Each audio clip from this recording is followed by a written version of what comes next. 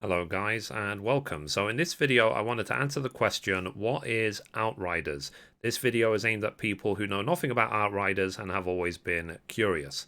So this game is being developed by the studio People Can Fly and is being published by Square Enix. So and it draws similarities to Godfall, which I did a What Is video about recently. So it's a up to 3 player co-op shooter that is based in a sort of dark and evil uh, universe, and the main planet that this game is based on is called Enoch. So the idea is that the general summary they gave to the story is that planet Earth has died, is dying, whatever, and people have had to flee. And 500,000 people have ended up on a spaceship called the Ark and then found their way to Enoch. Now, the thing is, Enoch is already occupied. So, the Outriders are the people who are here to help colonize the planet, basically. That's what they're here to do. So, you are play as an Outrider. Now, the Outriders, like I said, you can see there's always 3 on the screen. They can be one of 4 classes. They've only announced 3 though, so we have to wait to see what the 4th one is. They said the 4th one is still a secret for now. So the 3 classes they've announced are the Pyromancer. It said a medium range fighter with the power over fire. Their abilities lean towards area of effect damage and work to cover the area in explosive and dangerous hazards. And then the second class is the Trickster, that these are hit and run fighters with the ability to control space and time. They can slow down time and teleport while doing a lot up close. And then the third one is the Devastator. This is the close range tank of the group. They can control gravity and the earth and can use that to crush their enemies. If you like ground pounds, this is the class for you. Now, basically, with co-op shooters, so other co-op shooters that are worth mentioning are the Division, are also games like even Anthem.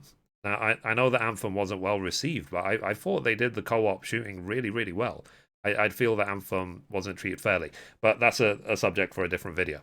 Now, in this sort of game, you need to work together with your team to get through all the challenges that you have. So these games, they do feature obviously online gameplay, and you can usually co-op with random players. So, but it's just way more fun if you go into these games with friends, people you trust, people you know, people you can have a laugh with. So if you can team up with 2 friends, like I already know who I'm going to be playing this game with, then yeah, you're in for a hell of a time, regardless of what you're doing. Now, the developer has said, they said during the reveal stream, that they are very heavily centered on the story. So the first mode of the game is the story campaign that they've announced, but they are going to feature other gameplay modes, which they will be revealing throughout the year. Now, this game is going to have full character customization, as you can see. You can be male, you can be female, you can change your hairstyle, you can do a whole bunch of different things. And also, as well, you'll have a lot of customization options of how you look, the gear you wear, the different style of fighting, and so on. And also, there will be a skill tree, which will be featured later in the video, where you can customize your talents towards your style of gameplay. So there is a lot of customization options in the game from what they've announced so far. Also, as well, this game is going to be coming out on PlayStation 5, Xbox Series X, but there will also be compatibility with PlayStation 4 and Xbox One, as well as PC. So, but it just means that they can really try and push graphically and all the systems and all the modes of the game as far as possible. I'm sure that when the new systems comes out, Digital Foundry is going to have a lot of work to do with the comparison. Now, uh, going forward, basically, one thing that the developer said, which I thought was quite interesting, is that it's not typical in sense of there's good guys and bad guys, and you're the good guys and you're going against bad guys. Okay, here's a skill tree, as I told you. The idea is simply is that everyone has got questionable morale, and it's just a case of like survival of the fittest, I suppose. Now, as you see on the screen, you can get a whole variety of interesting looking weapons with different skills and so on. And feel free as well to pause the video to take a closer look at what you're seeing. Now, with a game like this as well, um, initially when it first comes out, it might be to a certain standard. People might have gripes about it, but I would say what is best to approach a game like this is to keep it positive. Like the developers are not going to know ahead of time full well if everything that works and doesn't work and so on. There's going to be things that work and don't work for the players as a whole. So if you have any suggestions or feedback, feel free to give the developer constructive feedback, and then potentially with patches, they will improve it as time goes on. Simple as that. Because that's what's happened with all these looter shooter games as with time. Like Anthem is getting completely revamped at the moment. The Division 2 had a good beta mode, which did improve the game vastly, and so on. So this is not a game for just simply, put in 20, 30 hours or whatever, and then you're done. It's a game that will probably be played over a very long period of time. So, yeah. So, and it's the point I'm trying to emphasize is the positivity will win out. So as you can see now, here is some of the gameplay that they featured during the reveal stream yesterday.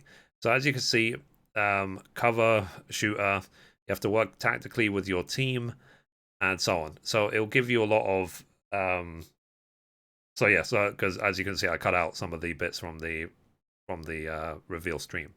So you need to work tactically with your team. Voice communication is really, really obviously useful if you can actually say, I'm going this way, you flank that way. Let's get ready to take on the enemy. I'm sure as well that it's not going to just be run and gun and so on, like constant action. Like there will probably be situations where it might be beneficial to take your time and so on. Now you can see as well that the different abilities that the you have.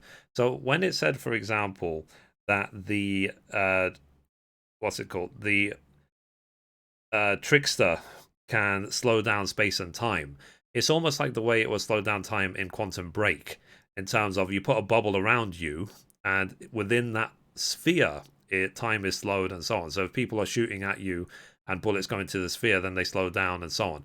So you're not slowing down all of space and time. Like it's just in your immediate vicinity. So that's the thing, as you saw with the gameplay we just saw. And also as well, you can see that it's very, like I said, very dark, very gritty, and so on.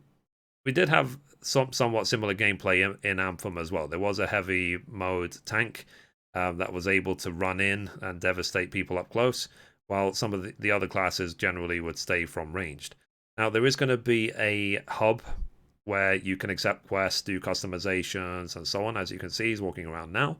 Very sort of typical of these sort of games. So the hub is basically where you generally accept your quest, and it's almost like your resting area, like your camp, essentially, which is where you rest up, you get ready for the next mission, you upgrade weapons, you have the ability as well, as you can see with the weapons and the gear, to see and examine which gear will be good for you. It gives you the red down or green up arrows to see what is good and bad for you.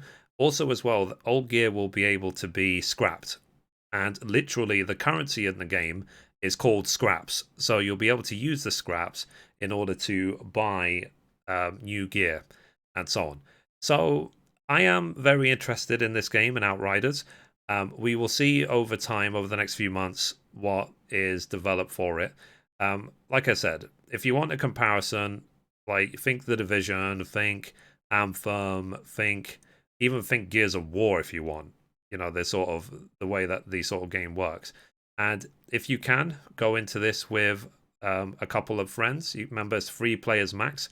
So just find 2 friends that would like to play through this game, and you'll probably have a hell of a time playing it. So yeah, so anyway guys, that's it for this video. I hope I have given you a good introduction into the game Outriders. If you are interested in this game, let me know in those comments down below. And also as well, like I say, we'll see with time as things go on. I'll try and make sure I keep everything up to date. I will always link in the description as much information and useful links as possible, and I will also update the links with time should there be any new information and so on. So obviously at this point in time, this footage is just based on what we have right now, but we will see in the future if I can add more to this. Okay, guys? So, right. So, as you can see, outriders.net, I will link that in the description as well. So anyway, guys, that's it for this video. Thank you for watching, and as if you liked it, be sure to give it a thumbs up. You can watch a random video over there. You can watch the latest upload down there, or you can click down here to subscribe. Thank you, guys. Bye-bye.